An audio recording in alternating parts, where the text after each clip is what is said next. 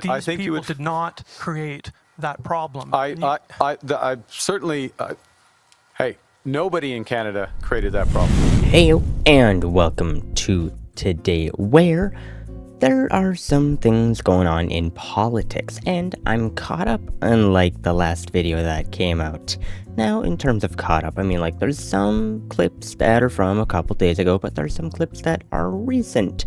And then, this is just a side note, at the end of the video, I think I might genuinely have the most uncontroversial statement ever, and I think I will probably have the most agreement from that comment I will ever get on any of the comments I ever get here.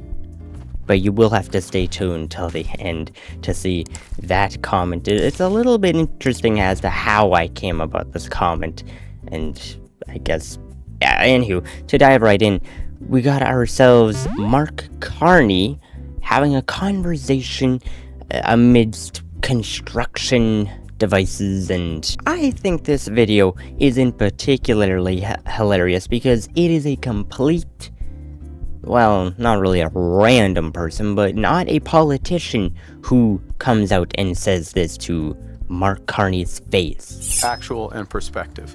One of the challenges... The economic crisis was brought on by former Prime Minister Justin Trudeau, and you were his advisor at the time. I think you would find... These people did not create that problem. I certainly... hey, nobody in Canada created that problem. Nobody in Canada created that problem.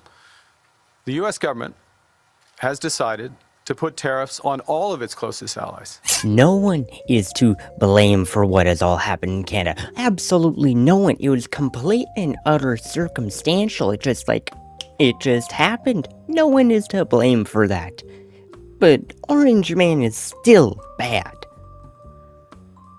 Carbon copy. Carbon copy. Every single time. Orange Man bad. Orange Man bad. It is the same statement every single time. How do they do it? How do they do it? They always say Orange Man bad in every single conversation. Just Orange Man bad. It is a skill at this rate. And you know what? Go back a bit. Pull it all back. Bring it here to the forefront of what we are seeing. Because this does connect to what I'm going to be talking about with Pierre's speeches that he's been having recently, which I think are quite good for Canada, and very intriguing to see what might happen in the future for Canada and Canadians alike. But I think it is interesting. The difference between Pierre Poilievre and Mark Carney is, you just look at this picture here. He looks totally out of place. Looks totally out of place. He's wearing a blue and white undershirt suit. Undershirt, that's not the right term. I'm not a suit person. I don't know what the right terms are for these things, but he is completely and utterly out of place. He doesn't look like he actually belongs here. Well, I mean, he doesn't, but he doesn't even look the part. He's trying to do a political campaign for himself, and yet this is the best he's able to come up with. He has an entire team on his side. He has funding from here, there, over there, and nobody decided to tell him, hey, maybe you shouldn't look like a prick going to a place where Canadians work. Now, I'm not saying wearing a suit makes you a prick, but I mean, it is awfully rich that this dude is gonna come to a construction site where most blue-collar type people are, and he is going to tell them that, oh no, nobody caused this problem in Canada. He's a prick. Complete and utter prick. But the difference from him doing this is that Pierre Poilievre actually, he he puts on a plain shirt. He puts on a plain shirt. Sure, it's a bit for his campaign because it's got his like logo and stuff on his shirt. But I mean, he makes the shirt, so why can't he wear them? He wears, aside from the logo on the shirt, it is just a plain Jane shirt. Nothing. It doesn't shout money. It doesn't shout overconfidence necessarily. It is just a shirt. He actually looks like he belongs. And not only that, but he's even got like the muscles to prove that he looks like he belongs. He actually belongs to the environment. Mark Carney has none of that. Just by looking at this, forget about what he all said, which was once again just a bunch of malarkey. Forget about what he all said there, cause he just completely misses the mark. Now, to switch up the conversation just a little bit and have a little bit more cheer to everything, we're gonna look at a Pierre Poilievre clip where he calls out Mark Carney for his wanting to nearly triple the population of Canada, which is insane to even hear. And by bringing on Mr. Wiseman, it shows that Mark Carney supports the Liberal Century Initiative to nearly triple our population to 100 million people. We voted against the Century Initiative in the House of Commons, and the Liberals voted for the Century Initiative unanimously. That is the radical Liberal agenda on immigration. We will get back to moderate, reasonable levels of immigration. Our country was built by common sense immigration, but we need to ensure we grow the housing supply, our health care, and our jobs faster than we grow our population. And so I will reject the Century Initiative and get back to common sense immigration that brings people to Canada in numbers that we can hire, that we can house, and that we can care for. That was the best immigration system in the world, and we're going to bring it home again. He says it perfectly. And once again, even though the slogan is boots, not suits, you can still hear air of the whole entire Canada First initiative that he has going on for him. He is thinking of putting Canadians before outsiders, to put it plainly, and that is great. That is something we have desperately needed. That is something we've needed for a long time. Somebody who is once again putting Canada or Canadians first. That's great. And with him talking about building our healthcare, building our workplace, building all of those things, that will in turn, to maybe like put a little bit of a liberal spin on this, in turn, that will make immigrants' lives better as well, because then they will be moving into a country where they can even grow. Why do liberals want so many immigrants to come into a country that can't even afford them? That is just asking to increase the poverty line in Canada. Why do liberals want a large poverty line so dearly? Why? I mean, I could probably tell you why, or tell you I have an idea as to why, but I mean, I'll just throw that in the air for y'all to think about, to let you guys know. This video I'm not really going to cover in totality. He says a lot in the video. Once again, as always, link in description. Go and watch the video if you want yourself. But Pierre says, breaking: conservatives will bring back apprenticeship grants and fund trade schools to train 350,000 workers in boots, not suits. This will build Canada first and help break our dependence on the US. And as my earlier statement, he looks like he kind of belongs to the actual environment. Or Pierre Poilievre. Like he's just wearing a plain Jane shirt. He looks like he at least belongs in the environment of other workers. Granted, right now he's not wearing PPE, but you get my point. He's not wearing a suit. He's not looking posh in a land of people who probably can't afford to look posh. But as I stated, there were points that he had outlined in this video, and the first point is reinstate apprenticeship grants, which is just plainly stated awesome to hear. It is awesome that apprenticeship grants and funds for trade schools is happening. That is awesome to hear, that we are building our blue collar worker population in Canada. It is great that we are doing that, because once again, if it wasn't for those people, Canada would cease to completely function. It couldn't function without those people. You think like, I mean, I'm just gonna outright and say it. People who work trade jobs are probably conservative, and so people who don't are probably liberal.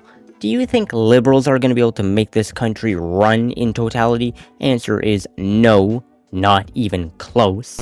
Apologies, I'm saying apologies, you guys don't know what happened. I just left to go and get a bottle of water because my mouth started to become really dry, and I needed some H2O. So I now have my aging beaver with me. Now we can dive right back in. I don't remember where I was.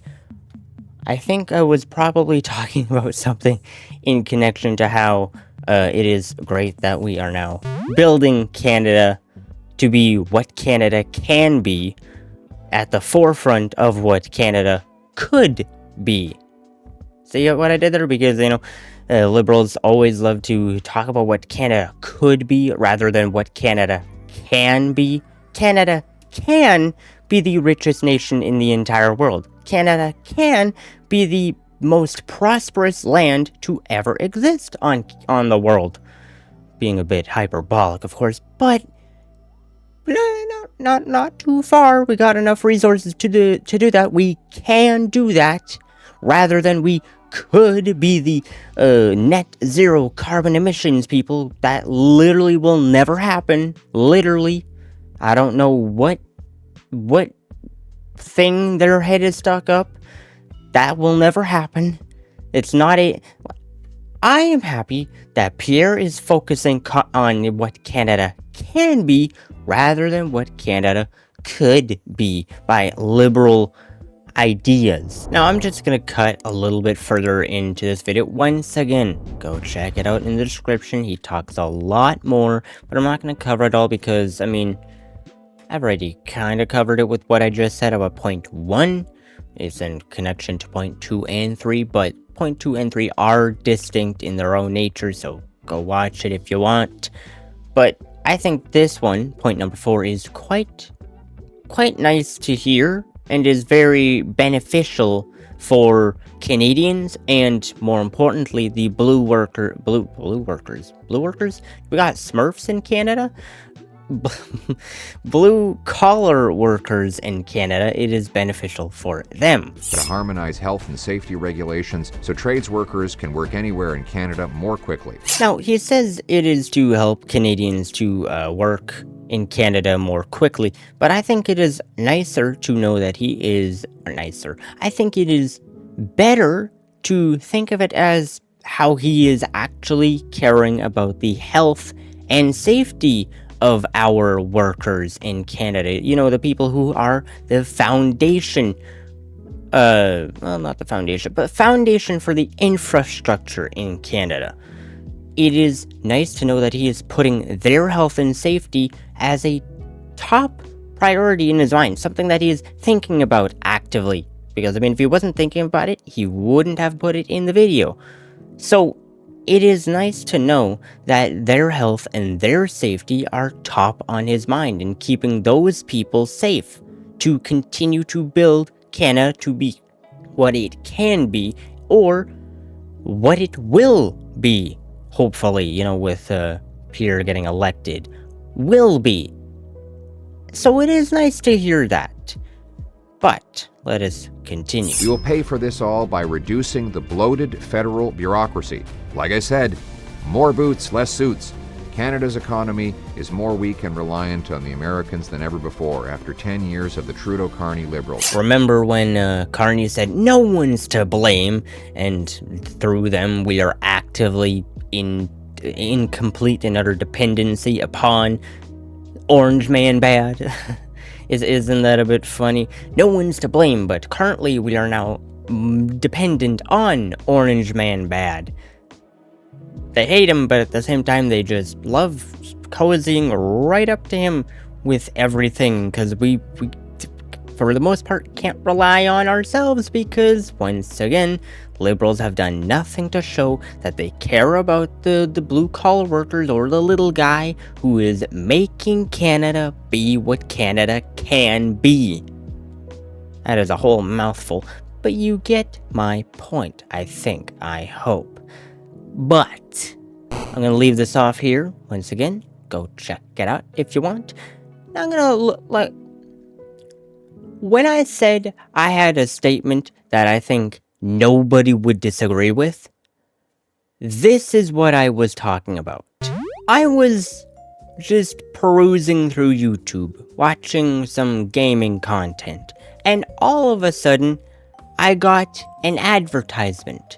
Now, I wouldn't call it an actual advertisement, more so a PSA, but I will say it was the first ad in so long that I have actually sat through and watched. Now, maybe it's because I can connect to this, but if I can connect to it, I can almost guarantee you every Canadian can probably connect to this at some degree or not. And we're just gonna take a quick look at this ad from Manitoba Insurance. Let's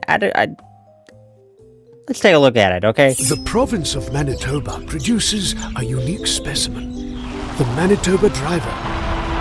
Adaptable, resilient, but some are easily distracted Everything says turn right. by technology, Turn left. No! by friends, So proud of you! and by phones. Oh dear. Even with steep fines or penalties, some Manitoba drivers continue to be distracted. I will say this is not an advertisement for them necessarily, but I wanted to call out this right here, specifically that pothole. Can I just say, with Pierre Poilievre talking about construction workers, all of that, the apprenticeship grants and all of that going on, and then I guess even Mark Carney, if you're to put any stock into that, into him actually caring about this or construction workers, I'll put like 10th of a penny in that stock. It would be nice if these politicians decided to talk about fixing the roads. It would be nice if there was conversation upon getting rid of these blasted potholes. Like, I'm not gonna talk about where I live, but where there are a lot of places in Manitoba, and I can almost assuredly guess everywhere in Canada, there are places where it's not potholes you have to look out for, it is the entire road you have to look out for. Like, can we have somebody fix these stupid potholes that are actively lowering the lifespan of our vehicles, and we're doing nothing about them? And I don't know, with all the conversation about construction workers and people building Canada, can we fix Canada first? Fix the road a little bit, please? That would be oh so wonderful if we could just drive without doom every 3 seconds. Anywho, this once again isn't an advertisement for Manitoba Insurance. I was just watching YouTube and this ad popped up, and I was like, you know what? This is both funny, but at the same time, I could spin this into a conversation, and so I will. I thought it was a bit funny, I'm not gonna lie. But, yeah, that is more or less all I had to say on this.